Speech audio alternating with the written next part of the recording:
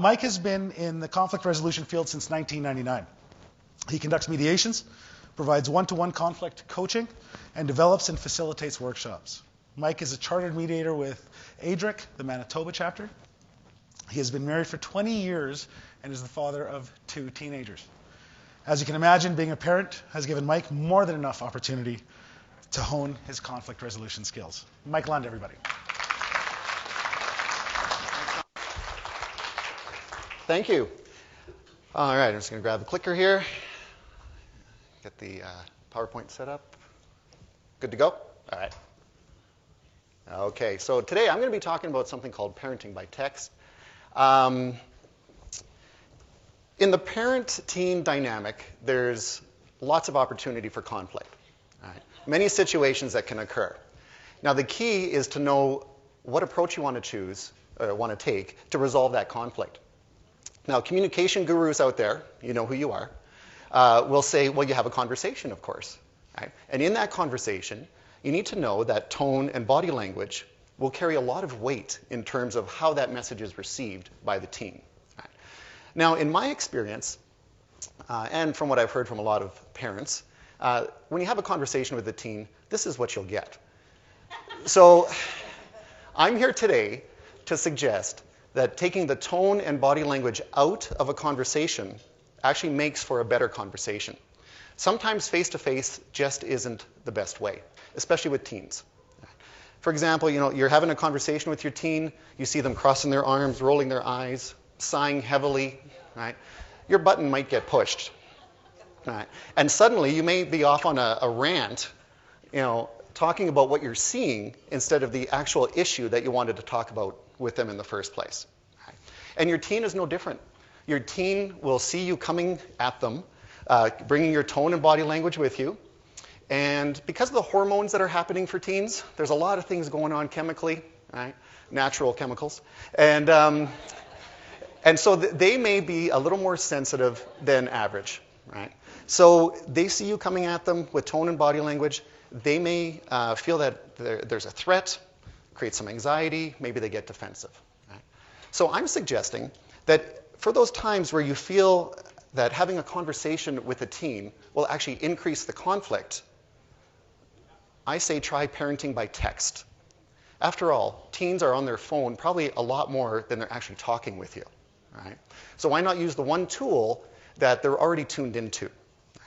Now, for this to work well, you have to include in your text some foundational communication elements. We're going to talk about those in a minute. Because really, anybody can text, clean your room, right? But how likely is it that your teenager's going to actually do it? So let's take a look at those elements. Your text should include some idea of your intent. You want your teen looking, saying, oh, this is why this was sent to me. Right? And if you can link that intent to something that is a benefit for your teen, all the more powerful. Okay? Then you need to have some information about your expectation or advice that you want your teen to take, and then you have a closing.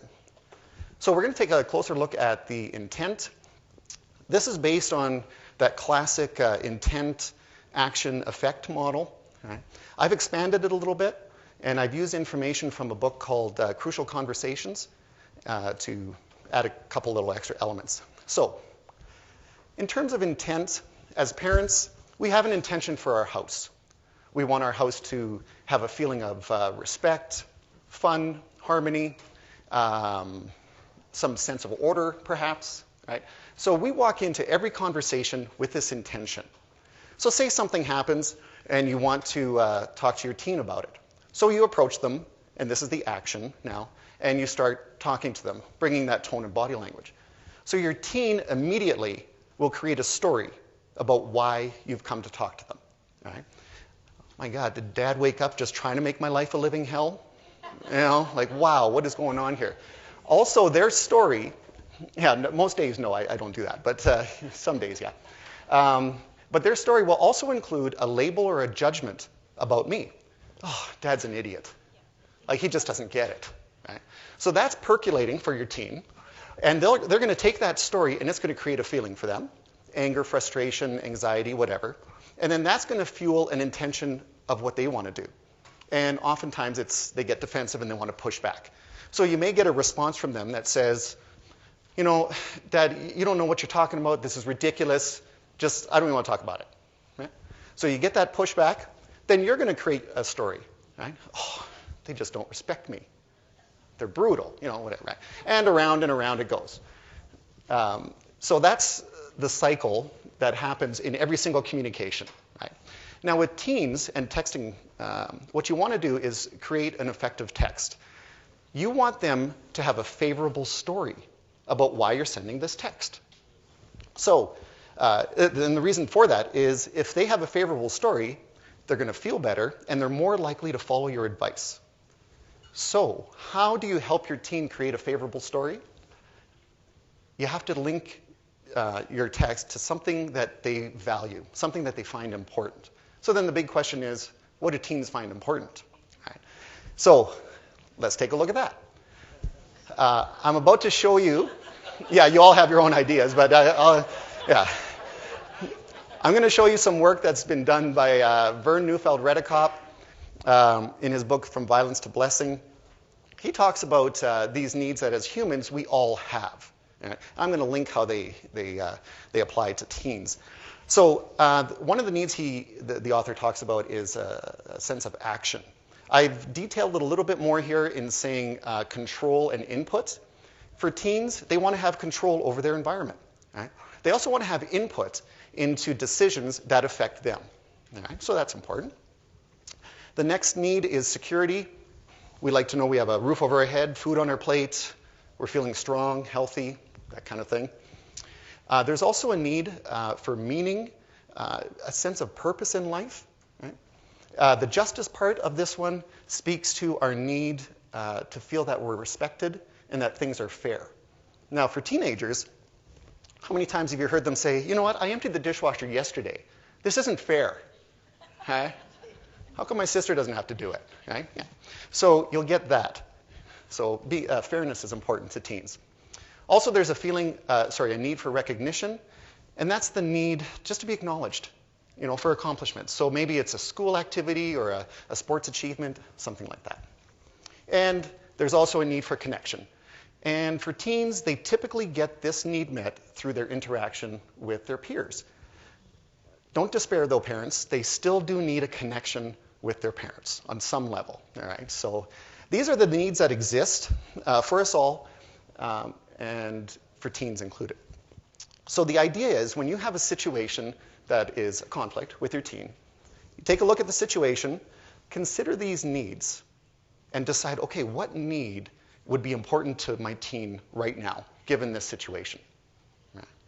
So let's take a look at the elements again: intent, benefit to your teen, expectation, advice, and a closing. So I'm going to tell a little story happened about 3 years ago. It was a classic January in Winnipeg. So it was minus 300 without the wind chill. And I asked my daughter, I said, hey, honey, would you like a ride to school today? And she jumped at the chance. So she got in the car, we got to school. And when we got to school, I parked about 50 feet away from the school door, just so it was easier for me to merge into traffic. So when I did that, she looked at me as if I had just punched a puppy. You know, she said, really, Dad? I don't have boots. I'm not wearing mitts. And I'm thinking, it's 50 feet. Like, what is the big deal? So we had a bit of a heated exchange, and it ended with her harumphing loudly and slamming the car door, and then with me rolling down the window and saying, this is the last ride I give you. So, yeah, I know. So as I drove away, just full of adrenaline, fuming, I thought, what am I going to do with this? Because some of the conversations with my daughter before that really weren't all that successful. So I thought, hey, you know what? I'm going to try this texting thing, and I'm going to use these elements. So here's the text that I sent my daughter. Hi. For you to get more rides to school. Boom, right there, intention. When my daughter reads that, she knows exactly what this text is about. Right? It also speaks to a need that she has, a need for security. Right?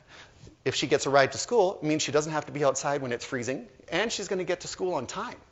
Right? Two things that are important to her. So I've grabbed her attention. What did I say here? You need to show you're thankful for the ride, not be angry because you weren't dropped off at the door. Right? Now that's my advice, my guidance, whatever, but it also includes a need for me. My need for gratitude, harmony, which is a need that's linked to connection. Right? I'm going to feel more connected to my daughter if she demonstrates this. Then we can talk about it more if you like. Love you. Right? That's my closing. I'm also opening up the door to having a face-to-face conversation. Right? Now, another situation that occurs is a messy room. Maybe you've gotten some pushback from your son. Just stay out of my room. You have no business in there. You could send him a text that says, you know, for you to be in control of your room, and for me to walk in without crushing things, speaks to a need, his need for control, and also security. His stuff isn't going to get broken. Right? Also speaks to my need for security. I'm not going to hurt my feet stepping on stuff or slip around. You need to clear a pathway in your room. Right? Thanks. Okay? Now, this seems pretty simple, but underneath these simple, straightforward words is intention and needs that can be met. And this is why it resonates powerfully with teens. And they're much more likely to create a favorable story and follow your advice. So, in closing, texting is just one tool in your parenting toolbox. You'll still need face-to-face conversations. Right? But if you find yourself in a situation you're thinking, what do I do with this? Right? Consider a parenting by text style of text. I'm going to be kicking around this evening, tomorrow, so if you have questions, be happy to answer them, or you can look at my website, parentingbytext.ca. Okay? So thank you.